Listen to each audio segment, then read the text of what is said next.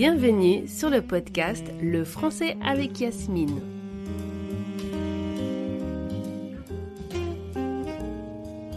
Je suis Yasmine Le Cire, professeure rebelle de français langue étrangère et fondatrice de l'école Island French.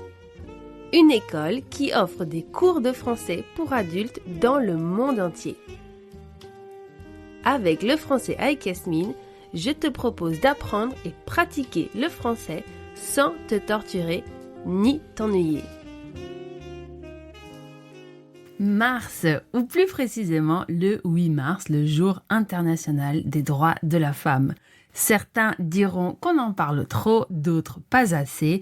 Pour ceux qui pensent qu'on en parle trop, c'est probablement que pendant longtemps, ils ne se sont pas assez penchés sur ces questions de société. En France, le mois de mars est devenu une sorte de rituel social et on parle du 8 mars souvent en disant « bonne fête aux femmes ». Grosse erreur, parce que le 8 mars n'est pas une fête.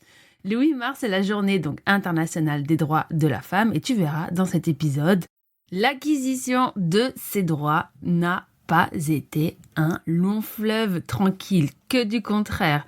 Et étant donné que le 8 mars arrive dans quelques jours, je te propose un épisode sur le féminisme en France. Commençons par la définition du féminisme selon le dictionnaire Le Robert. Il s'agit d'une doctrine qui préconise l'égalité entre l'homme et la femme et l'extension du rôle de la femme dans la société. Bon. On commence avec un petit souci car le mot doctrine peut avoir une connotation négative. On dit qu'une personne est endoctrinée lorsqu'elle est influencée, souvent de manière négative. Alors je dirais plutôt une cause ou un mouvement plutôt qu'une doctrine, mais c'est mon avis personnel. Et pour cet épisode sur ce sujet, je n'ai pas choisi comme titre Mars, le mois des sales connes par hasard. D'où vient l'expression sale conne ? Je te raconte. Il y a quelques mois, un humoriste dont je tairai le nom parce que j'ai pas envie de lui faire de la pub,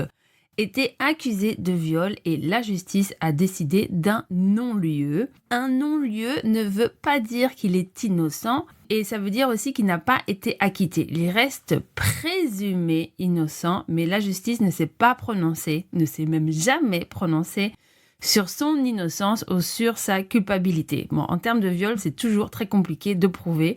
Et malheureusement, en France, le doute profite toujours à l'accusé. C'est un principe fondamental de la justice française. Bravo, n'est-ce pas ?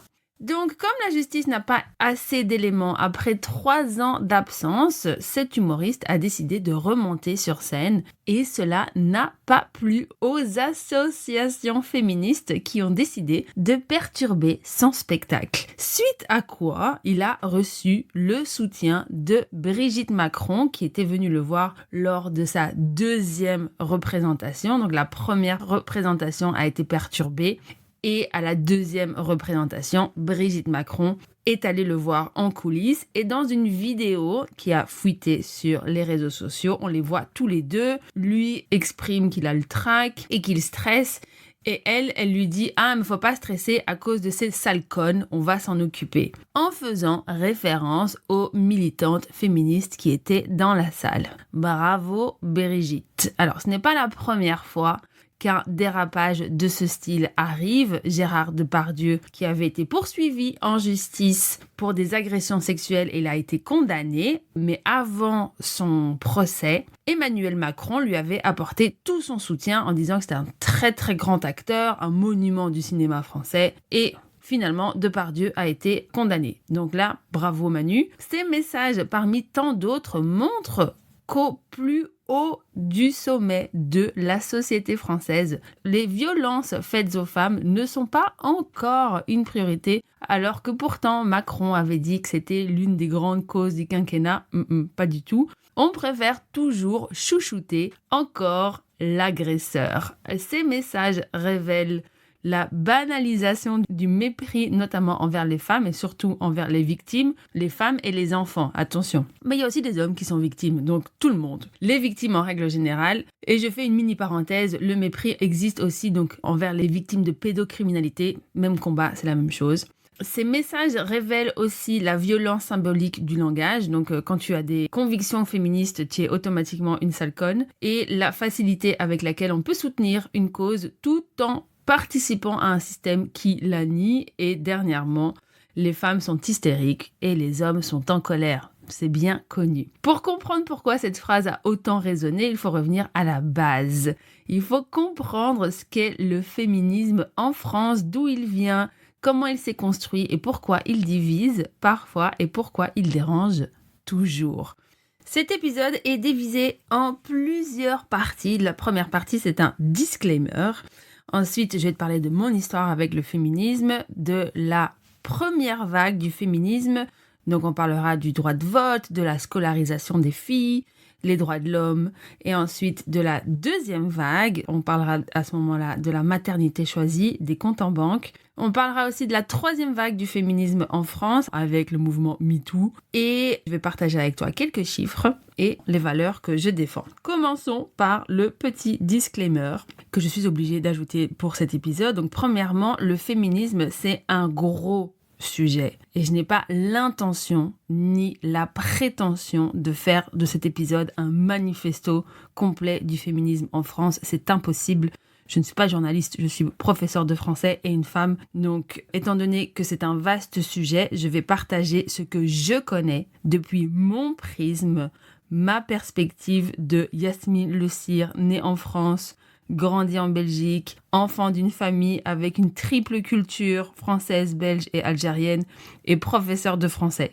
Je ne parlerai selon mes valeurs, mon éducation et mon expérience qui ne sont évidemment pas universelles et qui n'ont pas non plus la prétention de l'être.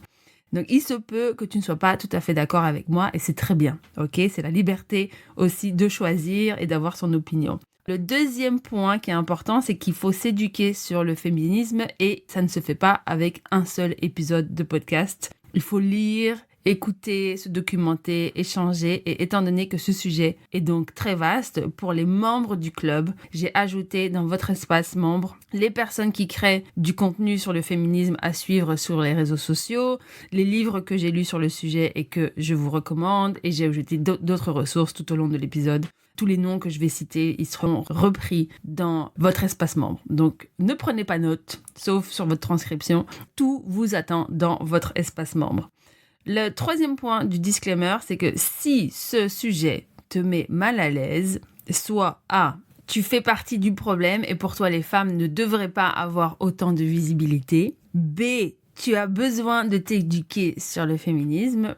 C, si tu penses que le féminisme est contre les hommes, il faut retourner au point B et t'éduquer. Et en D, si tu as peur du féminisme, il faut retourner aussi au point B et tu verras, le féminisme ne mord pas. Aussi, tu peux penser qu'il y a des causes sur la planète qui sont plus importantes, comme le véganisme, le changement climatique. Et je pense que toutes les causes méritent d'avoir de la visibilité, sauf peut-être la cause des masculinistes, pour la simple et bonne raison que le masculinisme ou les masculinistes tuent, pas le féminisme. Et le quatrième point du disclaimer, il y aura des femmes que j'ai oubliées ou que je n'ai volontairement pas citées. Je pense notamment à une très grande actrice qui nous a quittés récemment et qui était une avant-gardiste concernant les injonctions sociales imposées aux femmes, mais qui était ouvertement raciste. C'est non, désolée. Et comme je l'ai déjà dit, cet épisode n'est pas un manifeste du féminisme. Et aussi, je vais me concentrer uniquement sur le féminisme en France, même si je sais qu'il y a beaucoup d'avancées qui viennent d'autres pays. Je n'ignore pas les autres pays, sauf que le français avec Yasmine, je me concentre uniquement sur la France, mais je n'ignore pas les avancées qu'il y a eu dans les autres pays, et notamment, que ce soit en Turquie, en Nouvelle-Zélande, aux États-Unis, mais pas que. Donc, il y a des féministes incroyables dans le monde entier, mais dans cet épisode, on va se concentrer uniquement sur la France. Et un dernier point, très important, cet épisode parle de féminisme, mais ce n'est pas un épisode contre les hommes. Donc, on ne va pas se vexer, on va pas dire « not all men ». De toute façon, je sais que les hommes qui écoutent ce podcast sont des hommes déconstruits, éduqués, féministes, eux aussi, et surtout, si les femmes ont acquis des droits, même à coup de manifestations, de grèves ou de révolutions, c'est parce que des hommes qui décidaient au plus haut de l'État ont accepté de leur donner ces droits. Et il faut le reconnaître, les hommes sont aussi des alliés des femmes et du féminisme quand ils veulent. À présent, j'aimerais partager avec toi mon histoire avec le féminisme. J'ai commencé à m'intéresser au féminisme quand je suis arrivée à Paris en 2017. Enfin, je suis arrivée à Paris en 2016, mais j'ai commencé à m'y intéresser en 2017. J'avais 32 ans. Et avant ça, en 2015, je suis devenue bénévole auprès de la plateforme citoyenne d'aide aux réfugiés à Bruxelles. J'en parlais notamment dans l'interview 193 ou 93 pour les Belges et les Suisses avec Nathalie Dupont, qui est bénévole en tant que professeure de français. Et de mon côté, j'étais bénévole pour l'Espace Femmes, qui se consacrait uniquement aux femmes, comme son nom l'indique très clairement. Et on accueillait des femmes qui venaient d'arriver en Belgique et qui avaient probablement vécu et vu le pire pour arriver jusqu'en Belgique. Et l'une des bénévoles qui gérait ce pôle était une des plus grandes féministes du siècle en Belgique. Elle avait déjà un certain âge et elle m'avait enseigné quelques combats qu'elle avait menés au sein de la société belge. C'était fascinant. Et ensuite, je suis partie à Paris, donc en août 2016. Cette année, ça va faire 10 ans que je suis à Paris. Et j'ai continué à faire du bénévolat à distance pour la plateforme et je m'occupais des réseaux sociaux. Un jour, j'ai reçu un message d'une jeune femme qui travaillait au Parlement européen à Bruxelles et qui, à cette époque-là aussi, travaillait pour une fondation et elle voulait envoyer des fonds pour l'Espace Femmes.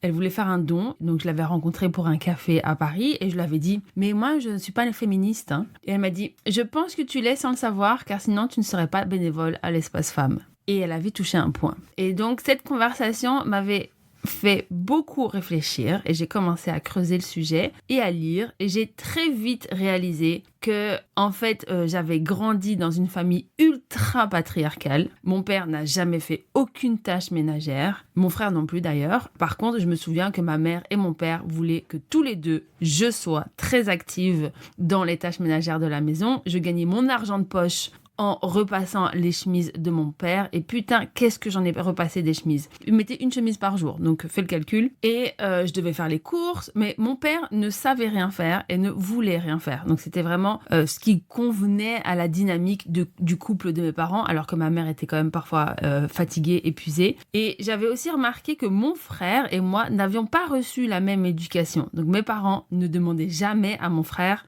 de faire quoi que ce soit à la maison. Mon frère n'a jamais repassé la chemise de mon père. Jamais. Donc c'était un peu déséquilibré. Et ensuite, en 2016, j'ai emménagé donc avec mon ex-conjoint, qui était, sans savoir, pire que mon père. Bon, j'ai pas fait exprès, mais on dit toujours, en général, on reproduit des schémas qu'on connaît. Alors là, ça n'avait pas loupé. Donc évidemment, je ne l'avais pas su avant. Et ce n'est qu'une fois qu'on a emménagé ensemble que j'ai vu le poteau rose. Et ça a été un enfer. Alors attention, je sais que certaines femmes acceptent ou choisissent, je ne sais pas très bien comment l'exprimer, mais pour moi, Yasmine Le Cire, vivre avec un homme adulte qui ne fait absolument rien dans la maison et qui en plus refuse de financer des aides ménagères, donc ce qui signifie que toutes les tâches ménagères reviennent à moi. Pour moi, ça c'est la définition d'un cauchemar. C'est cauchemardesque. Donc j'étais en train de vivre un cauchemar domestique à la maison, je devais tout faire, il ne faisait absolument rien et ça ne fonctionnait pas du tout pour moi. Et en parallèle, je commençais à participer à des soirées de networking entre femmes uniquement. Le réseau s'appelait Paris for Her et on aidait les femmes à se rencontrer à Paris. La fondatrice Nadia, française de Dijon, qui avait vécu 10 ans en Allemagne, s'est retrouvée à Paris à 30 ans. Et n'ayant pas fait d'études à Paris, donc n'ayant pas le réseau parisien, elle s'est vue face à un mur car elle a réalisé que c'était très difficile de rencontrer des gens et de se faire des amis à Paris, même en étant française. Elle a donc décidé de créer un réseau et j'avais tellement adoré ma première soirée que j'ai demandé si je pouvais l'aider et après on a organisé des soirées entre Paris et Bruxelles. Et je me souviens même d'une remarque d'un ami quand j'ai dit oui, je lance des soirées, apéro, networking entre femmes Et donc lui aussi qui a grandi dans une famille, dans un système patriarcal, il me disait mais non, mais je comprends pas pourquoi vous avez besoin d'être entre femmes, pourquoi les hommes ne peuvent pas être invités, c'est de la discrimination, de quoi vous ne pouvez pas parler devant les hommes. Bref, c'était très difficile de lui faire comprendre, il n'avait pas du tout envie de comprendre non plus, donc ça aussi, quand une personne n'a pas envie de comprendre, ça ne sert à rien. Et étant active dans ce réseau, donc j'ai rencontré des femmes qui partageaient leurs histoires. Et je me suis rendu compte aussi que je vivais avec un homme qui ne savait et qui ne voulait rien faire dans la maison et que c'était pas du tout ce que je voulais.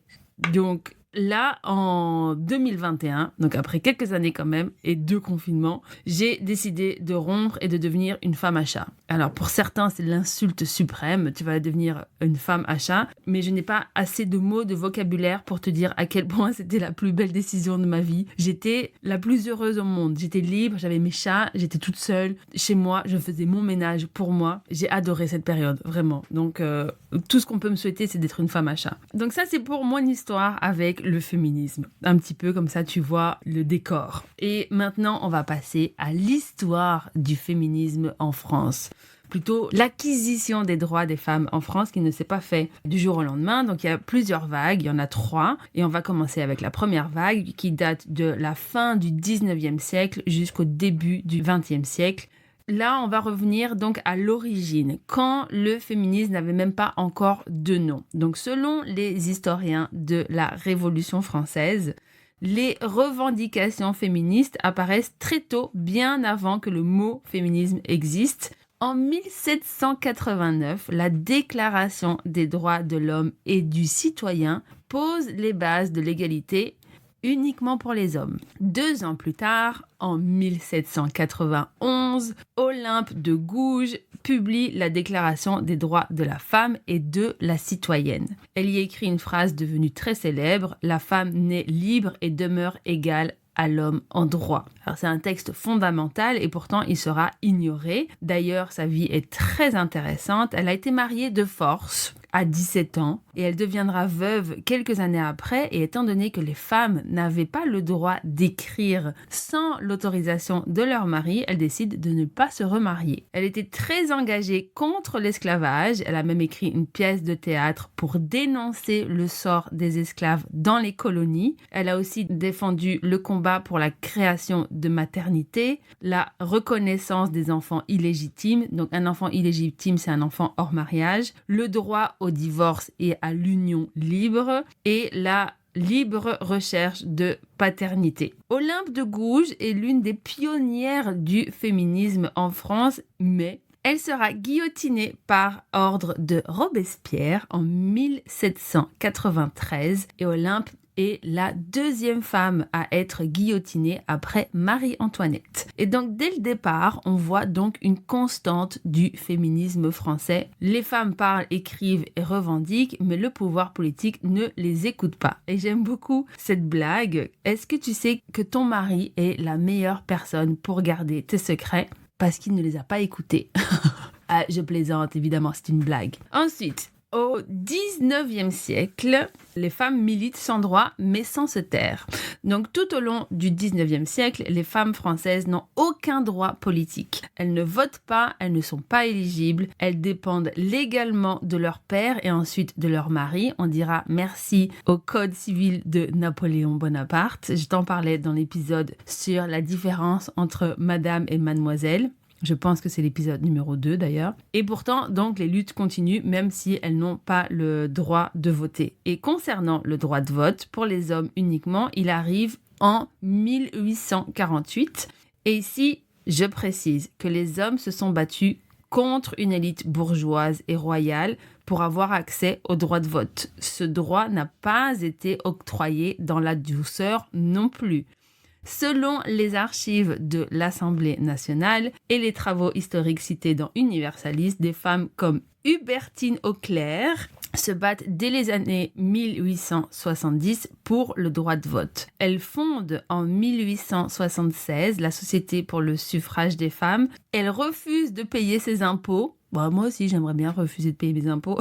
Estimant que sans droit politique, il n'y a pas de devoir. Elle écrit, elle manifeste et elle choque. Dans tous les pays, le droit Et le suffrage universel a été une lutte. Je suis belge et française. Et en Belgique, le vote est obligatoire. En France, il est facultatif. Et je pense très fortement qu'étant donné qu'on s'est tellement battu pour l'avoir, la moindre des choses est de se bouger et d'aller voter. Oui, je juge les gens qui ne votent pas. On peut voter blanc, mais il faut voter. Il faut se bouger, il faut aller dans les urnes et voter. Et si tu ne votes pas, on ne va pas être copains. Et si tu as le droit de voter en honneur à toutes les batailles de nos ancêtres, tu dois y aller, tu dois voter. Voilà, je termine la parenthèse. En 1882, Maria de Rem, alors je ne sais pas du tout comment ça se prononce parce qu'il y a un S dedans, j'ai envie de dire de Rem, fonde la Ligue française pour les droits des femmes qui milite pour l'égalité civile, l'éducation et l'émancipation. À partir de 1882, soit un siècle après Olympe de Gouges, les filles de 6 à 13 ans sont enfin autorisées à aller à l'école en France.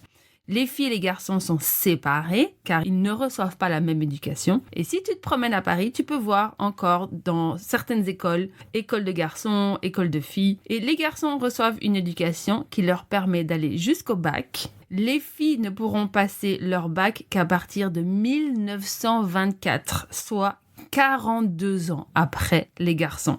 Revenons à présent au droit de vote. Pour les femmes, la bataille avait donc commencé en 1848. Et selon le ministère intérieur, les premières propositions de loi en faveur du vote féminin apparaissent dès 1919. La Chambre des députés vote plusieurs fois en faveur, mais c'est le Sénat qui bloque systématiquement. Alors pourquoi ? Parce que les discours de l'époque, attention, féministes dans la salle, accrochez-vous, les femmes seraient trop influençables, trop religieuse, trop émotive et trop hystérique. Et je l'ai déjà dit, les femmes sont hystériques, les hommes sont en colère. Donc finalement, ce n'est qu'en 1944, par une ordonnance du gouvernement provisoire de la République française, que les femmes obtiennent le droit de vote et d'éligibilité. 1944, c'est à la fin de la Deuxième Guerre mondiale, hein. Donc on avait aussi besoin de droit de vote. Parce qu'on avait perdu beaucoup d'hommes aussi pendant la guerre. C'est pas un hasard. En avril 1945, pour la première fois, les femmes françaises votent, soit 52 ans après la Nouvelle-Zélande, qui a été le premier pays à accorder le droit de vote aux femmes en 1893. Il aura fallu donc plus de 150 ans de revendications. Ce détail est important, donc ça prouve une résistance institutionnelle, mais comme tu peux le constater, c'est pas un progrès naturel ou en douceur. Ensuite vient alors la deuxième vague du féminisme entre les années 60 et 70 après le vote, quand l'égalité ne suffit plus. Donc une fois le droit de vote obtenu, on pourrait croire que la lutte est terminée. En fait, elle ne fait que commencer. Dès les années 60 et 70, une nouvelle génération féministe apparaît et elle ne se bat plus pour les droits politiques, mais pour le corps, la sexualité, la maternité choisie, la liberté individuelle. La loi du 13 juillet 1965 autorise les femmes mariées à ouvrir un compte bancaire en son nom et à travailler sans le consentement de leur mari. Tu as bien entendu, avant 1965, les femmes mariées n'avaient pas le droit d'ouvrir un compte en banque en leur nom, ni de travailler sans l'autorisation de leur mari.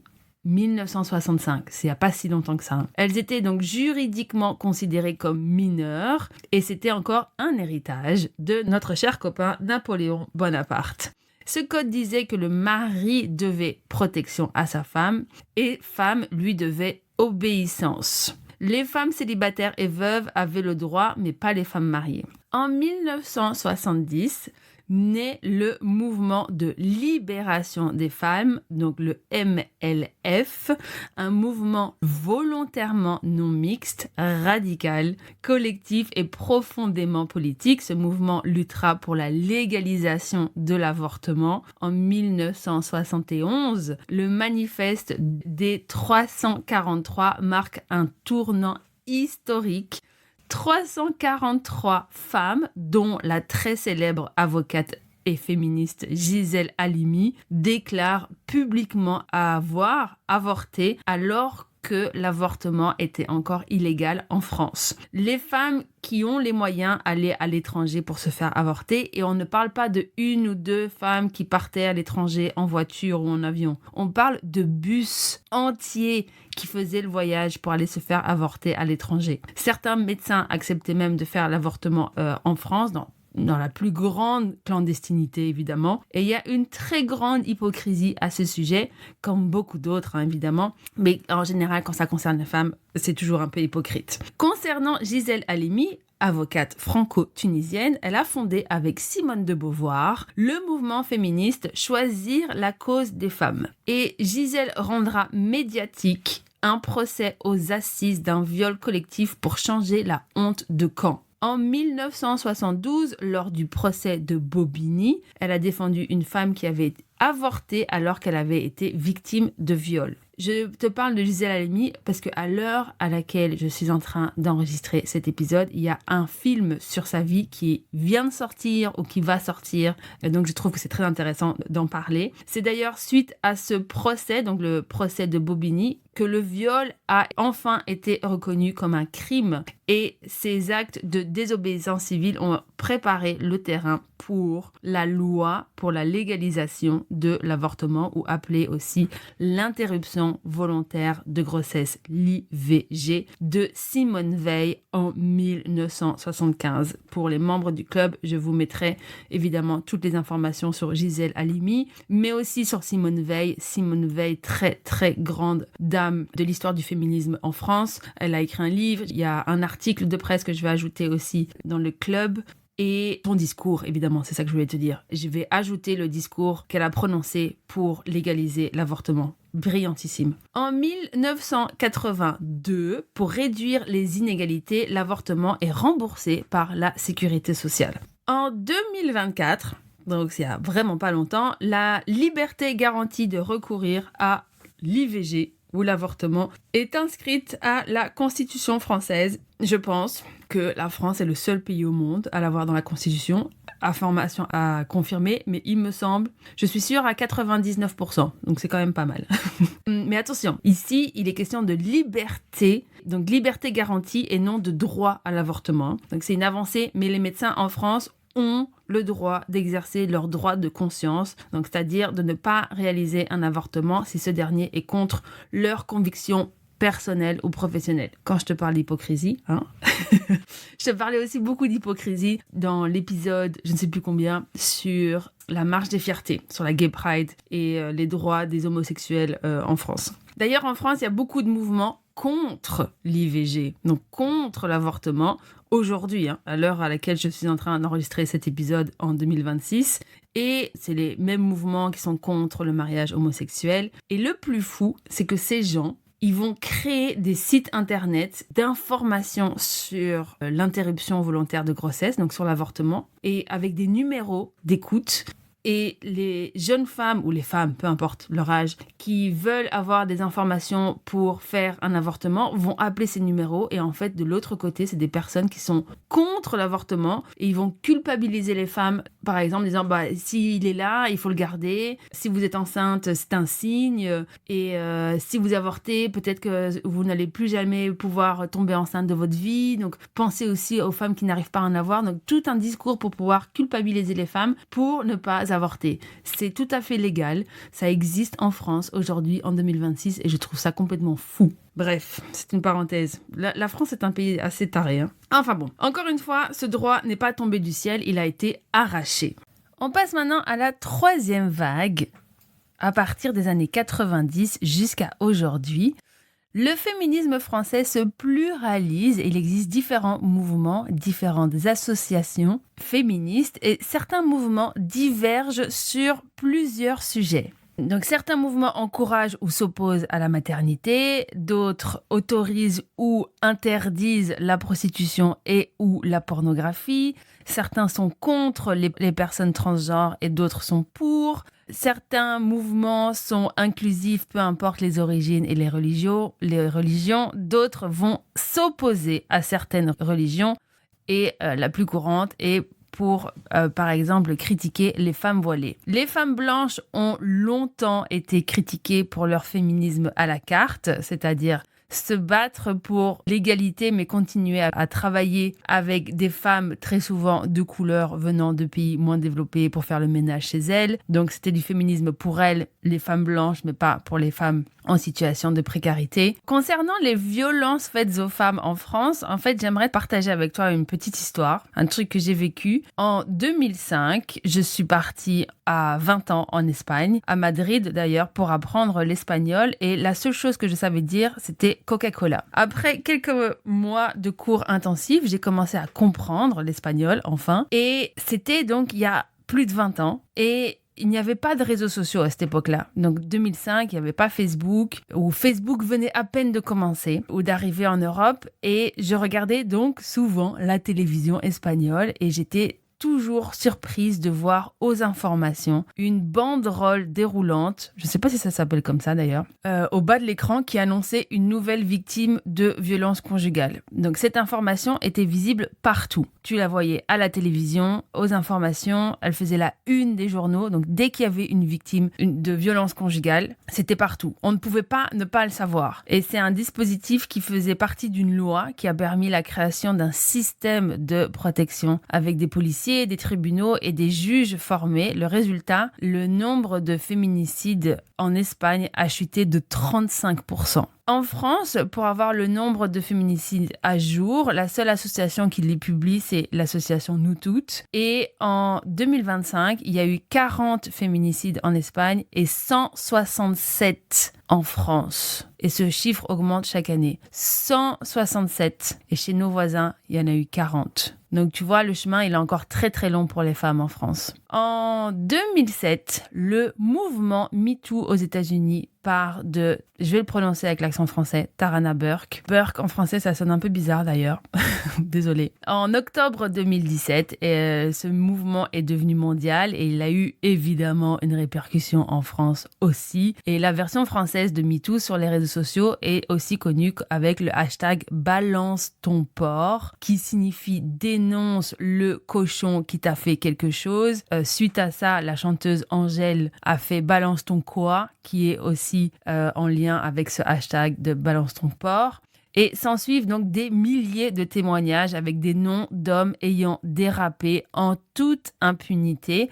Et le souci, c'est qu'en France, la présomption d'innocence est ancrée dans la société, ce qui signifie que sans preuve, la personne est innocente. Or, pour les agressions faites aux femmes, par exemple, les viols ou les agressions sexuelles, c'est parfois, même souvent, difficile de prouver une main aux fesses ou un bisou volé. Et comme toujours, ce type de mouvement avait ses activistes, donc les personnes qui encourageaient le mouvement MeToo, mais aussi ses détracteurs, comme Catherine Deneuve, qui a signé une tribune avec 100 femmes contre le mouvement MeToo.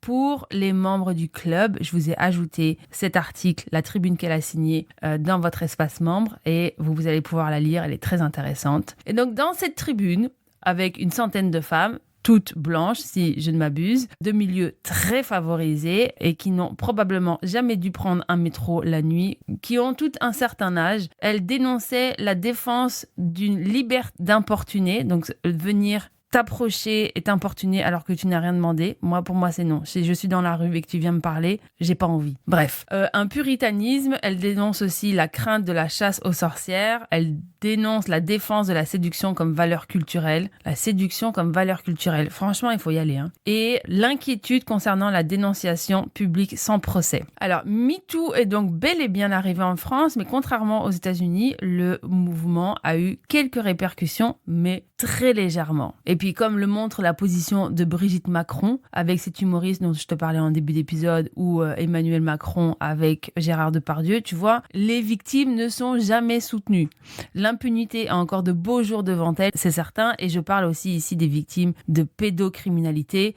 À l'heure où je suis en train d'enregistrer cet épisode, il y a le le scandale de Epstein avec des personnalités en France, évidemment, dont Jack Lang, qui avait signé une tribune autour des années 68 pour encourager la pédocriminalité. Bref, un énorme monstre qui était ministre de la culture pendant 1 an et qui a vécu avec beaucoup de privilèges pour un pédocriminel. Enfin bref, voilà. Vive la France, n'est-ce pas?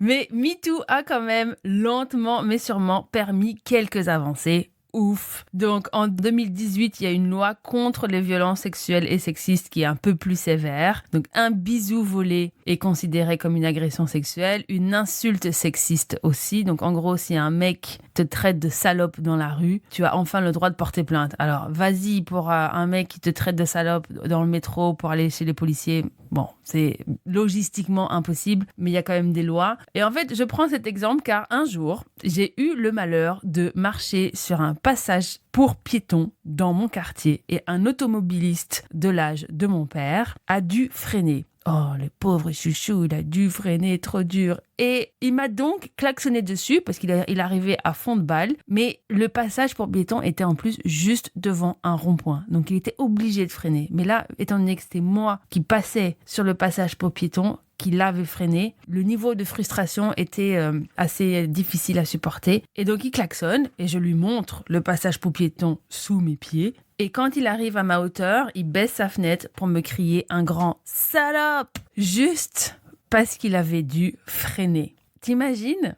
En pleine journée, hein. Bref, encore un grand homme. En 2021, l'âge du consentement sexuel est fixé à 15 ans et à 18 ans en cas d'inceste. En 2025, donc juste au moment où je suis en train d'enregistrer cet épisode, suite au procès de Dominique Pellicot et de Gisèle Pellicot, il y a une loi aussi pour la soumission chimique. Je pense qu'à l'époque, les femmes devaient payer pour les examens de soumission chimique. Donc, si une femme avait un doute d'avoir été droguée à son insu, l'examen était payant pour elle. Maintenant, il est gratuit. Par contre, il y a quelques petites avancées suite à MeToo, mais pas beaucoup. Donc, je te montre quelques chiffres qui sont tout de même très alarmants en France. 91% des cas de violences sexuelles, les femmes connaissent leur agresseur. Donc, tu vois, quand il y a les partis d'extrême droite qui disent que les réfugiés, les immigrés, les étrangers sont des violeurs et que l'immigration apporte des violeurs, je ne suis pas sûre. Parce que tu vois, 11% des cas de violence, les femmes connaissent les agresseurs. Bon, ça ne dit pas les nationalités, mais ça dit clairement que c'est pas des personnes isolées dans la rue, sous un pont, dans un parking ou dans un bois qui font des agressions sexuelles. C'est en général dans l'entourage. Seul 1% des plaintes pour viol arrivent en procès. 75% des agressions islamophobes visent des femmes. Bah oui, c'est plus facile d'insulter une femme qu'un homme. Une femme sur 6 fait son entrée dans la sexualité par un rapport non consenti et désiré. Une femme sur 2 a déjà subi une violence sexuelle en France. 85% des personnes transgenres agressées ou sont agressées au cours de leur vie. 80% des femmes handicapées ont été victimes de violences. 16% des Françaises ou Français ont subi une maltraitance dans leur enfance. 16%. C'est 16% de trop, hein. Et 213 000 femmes victimes de violences physiques ou sexuelles de la part de leur conjoint ou ex-conjoint chaque année. Et évidemment, on parle du salaire, donc 28,5% de salaire en moins que les hommes. Donc ça, c'est les grands chiffres que j'ai retrouvés sur le site internet de l'association Nous Toutes. Alors, j'imagine que tu te poses la question et que tu te dis, bon alors, le féminisme pour moi, c'est quoi ? Et pour ma part, je défends plein de choses.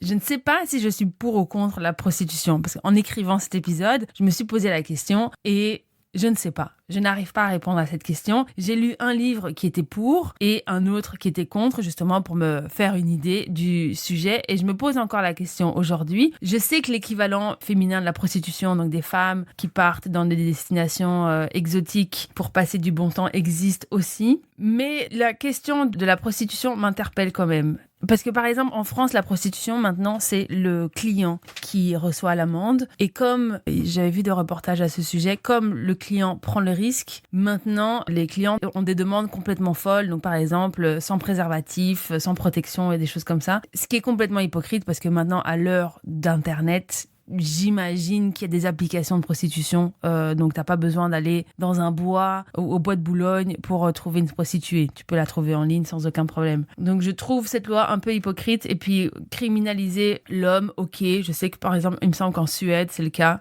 Je ne sais pas si c'est ça la solution. Donc, je n'ai pas d'avis. Moi, par contre, ce qui m'interpelle, c'est le besoin d'avoir recours à la prostitution. Pas pour les personnes qui sont prostituées, mais plutôt pour les personnes qui font appel à ce type de service. Pourquoi les hommes ont besoin de se soulager n'importe où, n'importe quand, avec n'importe qui? Et si la prostitution existe, c'est qu'il y a une demande. Forcément, il y a une clientèle. Et donc, je me pose des questions sur cette clientèle. Est-ce qu'on ne peut pas se retenir? Ou est-ce qu'on ne peut pas se soulager seul? Est-ce qu'on est obligé d'avoir des rapports tarifés? Je ne sais pas. Même chose, la pornographie. Je suis contre. Je sais que maintenant, il existe, par exemple, de la pornographie féministe et tout ça. J'en parlais justement dans l'épisode de Je suis excitée. Personnellement, moi, je suis contre la pornographie. Et je ne comprends pas l'objectif. Mais voilà, c'est personnel. Je sais que c'est aussi un très, très grand marché avec énormément de demandes. Je ne vais pas juger, mais je me pose des questions. Concernant la maternité, alors là, par contre, j'ai un avis. Et je pense qu'il faut foutre la paix aux femmes qui veulent des enfants. Mais je pense aussi et surtout qu'il faudrait avoir beaucoup plus d'aide du gouvernement pour celles qui en veulent. Je connais beaucoup de femmes qui veulent des enfants et qui n'en ont qu'un, car elles ont trop galéré avec le premier et qu'elles n'étaient pas assez aidées financièrement, ni par rapport à la garde, par rapport aux crèches, et que ça a été le parcours du combattant et qu'elles se disent non, si c'est dans ces conditions-là, je ne veux pas refaire un deuxième. Et pourtant, elles rêvent d'avoir une famille avec 1, 2 ou 3 enfants. Et on dit souvent qu'il faut une tribu pour élever un enfant et on ne peut pas exiger des femmes d'avoir une carrière brillante, car il faut souligner qu'un seul salaire de nos jours n'est plus suffisant pour nourrir toute une famille et d'en plus de s'occuper des enfants et d'avoir et d'accepter que sa carrière soit freinée pour fonder une famille. Donc je pense qu'il y a encore des choses à améliorer de ce côté, que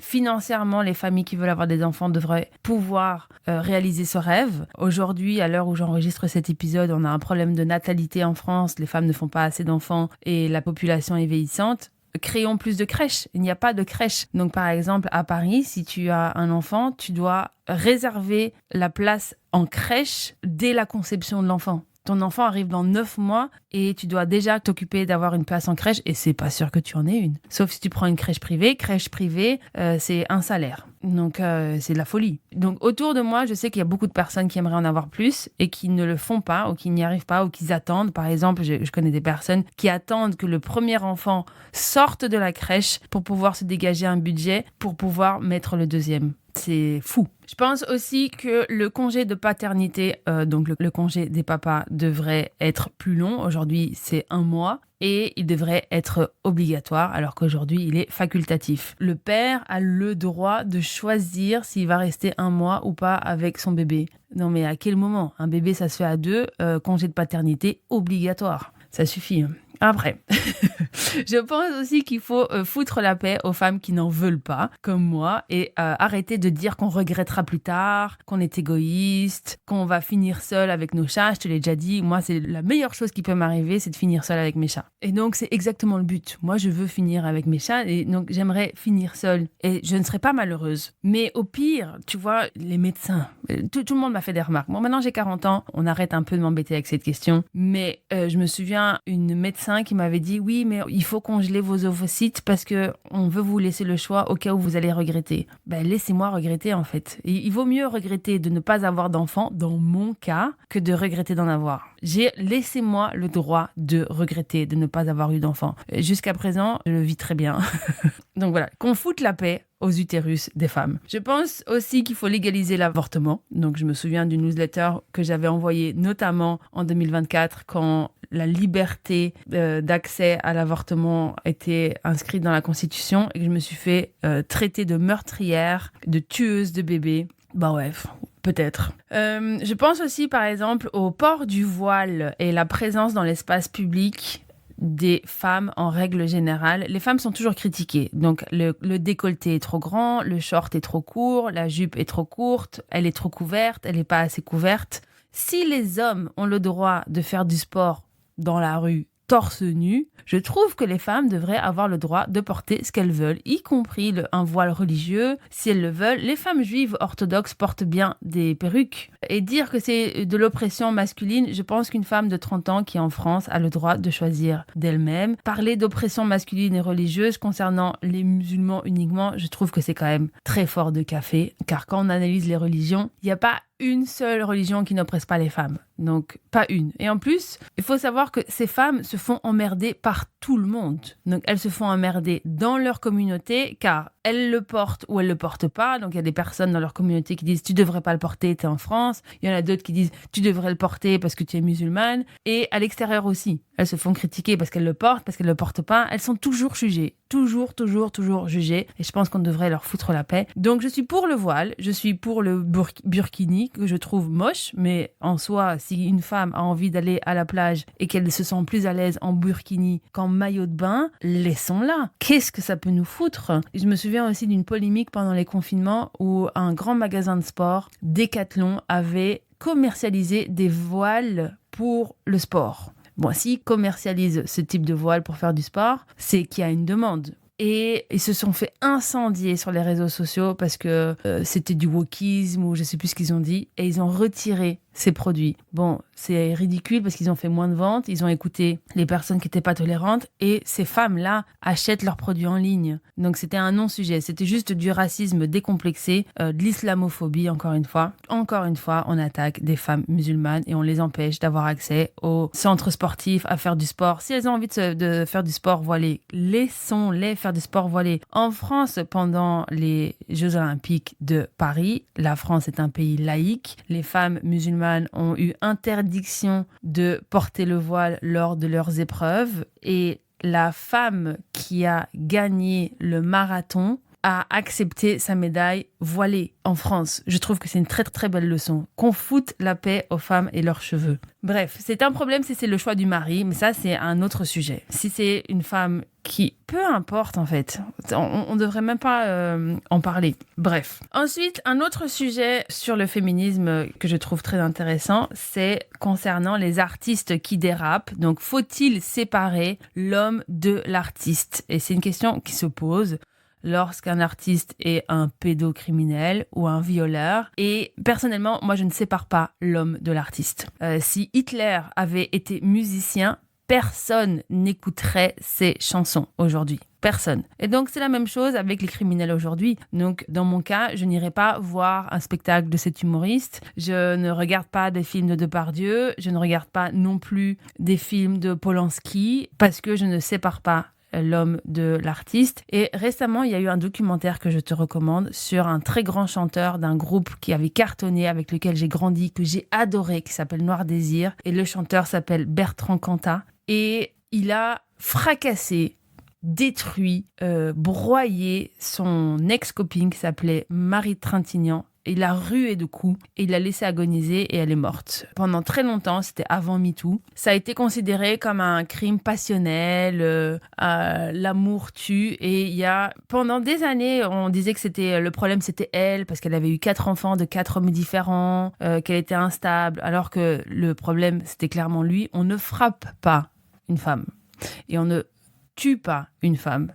Et il y a eu énormément de problèmes lorsqu'il a essayé de revenir sur scène. Bon, il y a des gens qui disent, oui, voilà, il a été en prison, il a payé sa peine, et donc maintenant il a le droit de revenir sur scène. Moi, je ne suis pas d'accord avec ça. Si cette femme avait des enfants, elle avait des ex-maris, elle avait une famille, elle avait un frère, elle avait une mère, un père, et que lui revienne sur scène comme un grand « j'ai purgé ma peine », je trouve ça hyper indécent. Et donc, il y a eu un documentaire sur Netflix, notamment, que je te recommande, que tu dois absolument voir, qui prouve en fait la légèreté avec laquelle les médias se sont emparés de cette nouvelle et le vocabulaire qui était absolument immonde. C'est un meurtrier. Il a tué sa compagne. Et depuis, je n'ai plus jamais écouté ses chansons, alors que je les adorais. Mais je ne sépare pas l'homme de l'artiste. Non. J'espère que cet épisode t'a plu et que t'a donné envie de continuer à découvrir le féminisme, que ce soit en France, dans ton pays ou dans le monde entier. Tu l'auras compris, en France, on a acquis des droits et de belles avancées. Et cela ne se serait jamais passé sans des femmes et des hommes, parce qu'il y a aussi des hommes qui ont pu nous aider à acquérir les droits qu'on a aujourd'hui. Ils se sont battus corps et âme pour qu'on puisse avoir la vie et la liberté qu'on a aujourd'hui, les femmes en France. Je suis éternellement reconnaissante de pouvoir faire le métier que je veux, m'exprimer librement, dire ce que je veux sans crainte, notamment dans ce podcast, vivre librement, financièrement, voyager librement, étudier. Je suis consciente que je suis une privilégiée et ces privilèges, je les dois à toutes les personnes féministes qui ont fait l'histoire. Le féminisme dérange parce qu'il oblige à regarder l'histoire, les privilèges dont les miens, les silences et les violences symboliques. Le mois de mars n'est pas un mois confortable, mais il ne doit jamais le devenir. Si ce mois te met mal à l'aise, alors peut-être qu'il remplit exactement son rôle. Le club, on continue cette conversation dans votre espace membre et n'oubliez pas que j'ai ajouté plein de ressources. Salut! Tu veux continuer cette conversation avec moi? Je te donne rendez-vous sur le site de l'école islandfrench.eu. À bientôt!